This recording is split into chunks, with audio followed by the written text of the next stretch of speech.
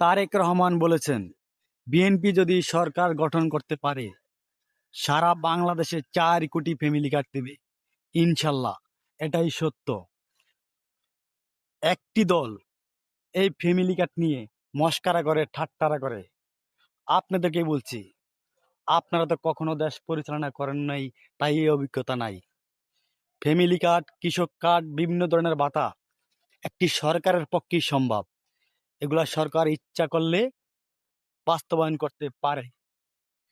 তারেক রহমান সেটাই বলেছেন, যদি সরকার গঠন করতে পারে তারা ৪ কোটি ফ্যামিলি কার্ড দিবে।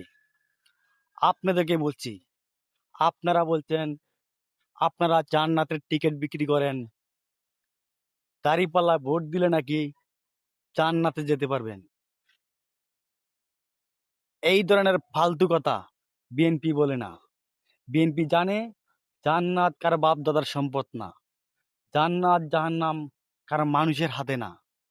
এগুলা দেওয়ার ক্ষমতা একমাত্র আল্লাহ রাখেন, ওই সৃষ্টিকর্তার হাতেই ক্ষমতা।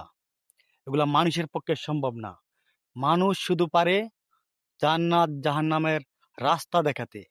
আপনি কোন রাস্তা চললে, কিভাবে আমল করলে জান্নাতে যেতে পারবেন।